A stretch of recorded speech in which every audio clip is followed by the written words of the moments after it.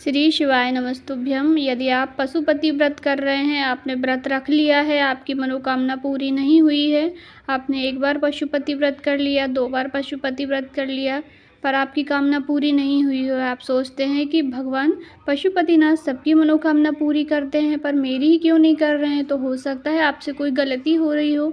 तो आइए हम उन्हीं गलतियों को जानते हैं। पूज्य गुरुदेव जी अपनी बहुत सारी कथाओं में पशुपतिनाथ का जिक्र करते हैं और हमें समय समय पर बताते रहते हैं कि पशुपतिनाथ के व्रत में कौन सी गलती ऐसी हो जाती है जिससे हमें फल नहीं मिलता है। इस वीडियो में आपको पशुपतिनाथ की शाम की संपूर्ण पूजन विधि करके दिखाई गई है, तो आप ध्यान से देख करके समझ के कीजिए, कोई गलती मत कीजिएगा। आपका पशुपतिनाथ का व्रत जो है अवश्य पूर्ण होगा, सिद्ध होगा और आपकी जो भी मनोकामना आप पशुपति भगवान से करेंगे वह अवश्य ही पूर्ण होगी। गुरुजी कहते हैं व्रत कभी खाली नहीं जाता। मैंने भी व्रत किया है पशुपतिनाथ और बाबा से जो मांगा है वह बाबा ने दिया है। तो हमें पशुपतिनाथ के व्रत में कोई भी गलती नहीं करनी है। क्या नहीं करनी है, आइए जानते हैं पशुपतिनाथ की शाम की पूजन कैसे करनी है। तो सबसे पहले आपने सुबह में थाली रखी थी, सुबह की वीडियो में मैं आपको बताऊंगी। तो सुबह में जैसे आपने थाली रखी, थाली ला करके मंदिर से रख ली, उसके बाद उसको ढक करके रख दीजिए, दिन भर उसको रखा रहने दीजिए। शाम को प्रदोष काल होने से पहले आपको तैयारी करनी है। शाम को सूरज डूबने से 45 मिनट पहले से लेके 45 मिनट बाद तक का समय प्रदोष काल होता है, यह आप सभी जानते ही हैं। तो उसी समय में आपको पूजन करनी है। तो आप प्रदोष काल से पहले ही तैयारी कर लीजिए। सबसे पहले आपको क्या करना है, प्रसाद बनाना है।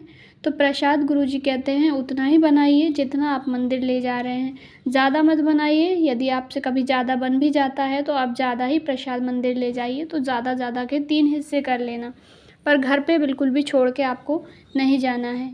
6 दिए लेकर जाना है, आटे से 6 दिए बना लीजिए। यदि आप मिट्टी के रखना चाहते हैं तो मिट्टी के 6 दिए रख लीजिए, पर नए होने चाहिए, उनमें कभी भी बाती नहीं लगी हो, ऐसे दीपक आपको लेना है।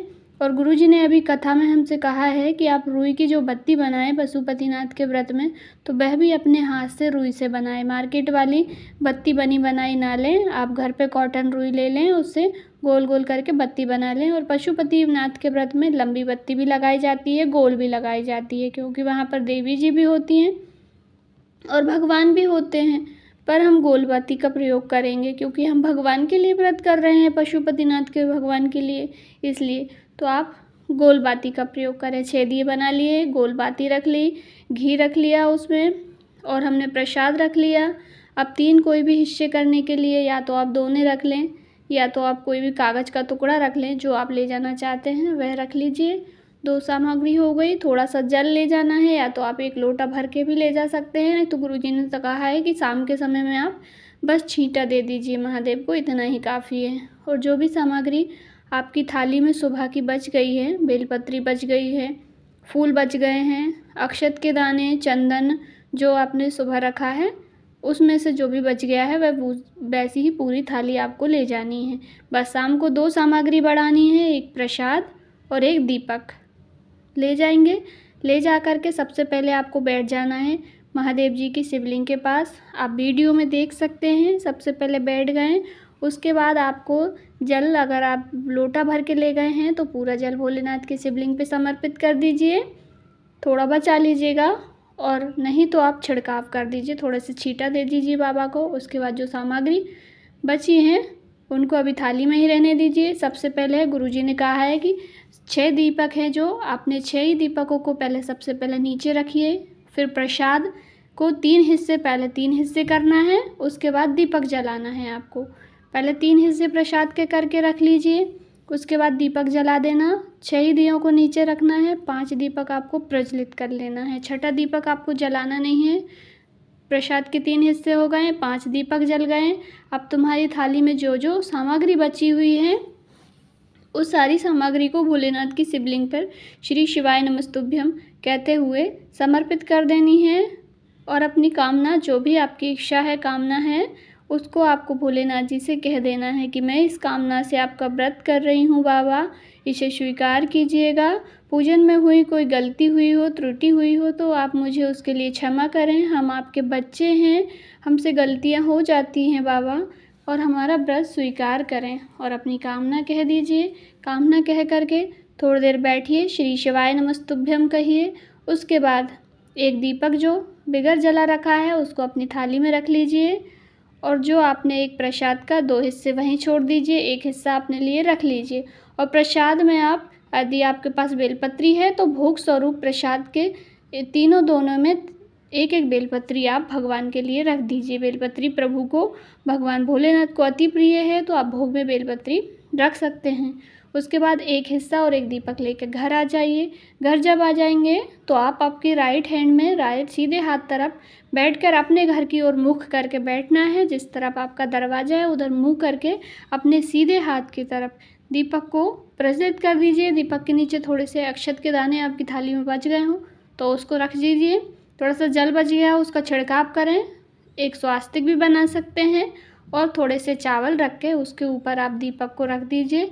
दीपक जलाते समय फिर से अपनी मनोकामना कहनी है कि जिस कामना से आप व्रत रख रहे हैं, हे बाबा, यह मेरा पहला पशुपतिनाथ का व्रत है, मैं आपका व्रत आरंभ कर रही हूँ, मेरी यह कामना है, इसे आप पूर्ण कीजिएगा और मेरे व्रत को स्वीकार कीजिएगा और मेरा व्रत अच्छे से आप पूर्ण करवाइएगा, मुझे व्रत पूर्ण करने की शक्ति दीजिएगा।